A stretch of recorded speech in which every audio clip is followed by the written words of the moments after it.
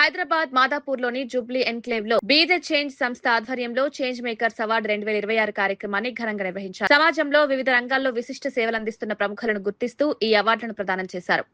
కార్యక్రమానికి వివిధ రంగాలకు చెందిన ప్రముఖులు, సామాజిక సేవకులు, యువత పెద్ద సంఖ్యలో హాజరయ్యారు.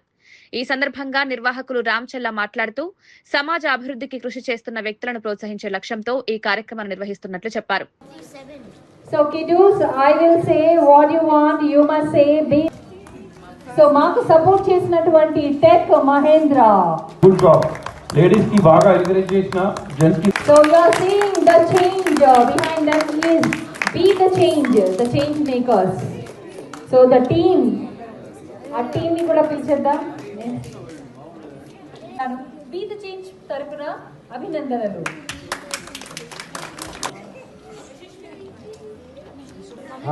లండన్ లో ఉన్నప్పుడు ఒకప్పుడు నన్ను బెదిరించేటోడు, పోలీసు వాళ్ళని పిలుస్తా ఏం చెప్తానో అని. ఈరోజు స్కూల్కి వెళ్ళకపోతే గవర్నమెంట్ స్కూల్లో పోయి క్లాస్ చెప్పాను. ఒక్కసారి చప్పట్లు కొడుతూ ఆయన పైనుండి ఆశీర్వదిస్తూ ఉంటాడు. ఆయన ఆలోచనలు ఎలా ఉన్నాయంటే మనం కళ్ళారా చూడొచ్చు.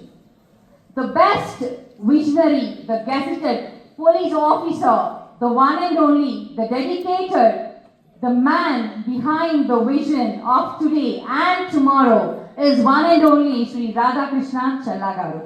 So ఈరోజు బీ ద చేంజ్ అని చెప్పేసి రామ్ గారి ఆధ్వర్యంలో, రామ్ చెల్లా గారి ఆధ్వర్యంలో సమాజంలో మార్పు తీసుకొచ్చి తమనైన రంగాల్లో ఒక విశిష్ట సేవలు అందించిన అనేక మందిని ఒక ప్లాట్ఫామ్ తీసుకొచ్చి వాళ్ళందరినీ కూడా సన్మానం చేసే కార్యక్రమాన్ని ఏర్పాటు చేయడం నిజంగా చాలా సంతోషం, స్ఫూర్తిదాయకంగా. ఎందుకంటే వివిధ రంగాల్లో ఎవరి రంగాల్లో వాళ్ళు రొటీన్ గా అందరూ వాళ్ళ డ్యూటీస్ లో బిజీగా ఉంటారు. వాటిని కొత్తగా ఇన్నోవేటివ్ గా మార్పు తీసుకొచ్చి ప్రజలకు సేవ చేసే వాళ్ళని గుర్తించి ఒక ప్లాట్ఫామ్ తీసుకురావడం అనేది గొప్ప విషయం. మరి రామ్ హిమ్సెల్ఫ్ ఆయన కూడా ఎప్పుడు కూడా కొత్త కొత్త విషయాల్లో అనేక రకాలుగా ప్రజలకు సేవ చేసుకుంటా అనేక రకాలుగా ఆయన సేవలు అందిస్తూ ఉంటారు. మరి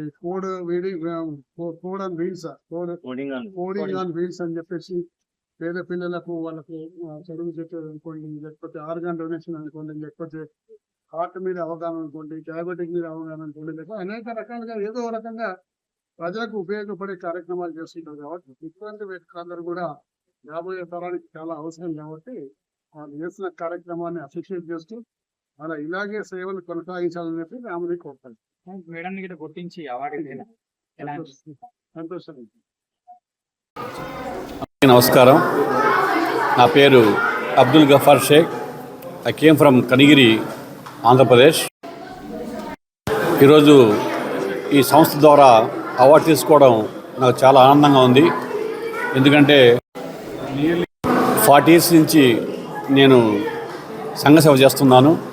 నేను ప్రాక్టీసింగ్ అడ్వకేటు చేస్తూ చాలా సర్వీస్ చేస్తూ ఉన్నాను. నా సర్వీస్ని గుర్తించి ఈరోజు సంస్థ వారు నన్ను హైదరాబాద్ పిలిపించి ఈ అవార్డు నాకు ఇష్టపడుతున్నాను. అలాగే ఈ అవార్డు తీసుకున్నంత మాత్రాన నా యొక్క సర్వీస్ని ఆపకుండా జీవితాంతం కంటిన్యూగా సర్వీస్ చేస్తూ ప్రజల మనిషిగానే ఉండాలని చెప్పేసి నా కోరిక. అలాగే జీవితంలో ఇంకా జీవితకాలం అంతా కూడా ప్రజాసేవ చేస్తూ సేవ ధ్యేయంగా పనిచేస్తానని చెప్పి తెలియజేస్తున్నాను. ఇలాంటి సంస్థలు గుర్తించి వీళ్ళు అవార్డు ఇవ్వడం. అందరికీ నమస్కారం. రోజు బీ ద చేంజ్ తరఫున చేంజ్ మేకర్స్ అవార్డ్స్ చేయడం జరిగింది. దీంట్లో 56 డిఫరెంట్ ఎవరైతే నిజమైన మార్పు కోసం పనిచేశారో లాస్ట్ 10 సంవత్సరాలుగా బీ ద చేంజ్ తో మేము వాళ్ళతో అసోసియేట్ అయి పనిచేసిన వాళ్ళని పిలుచుకుని వాళ్ళని సత్కరించే అదృష్టం మాకు కలిగింది.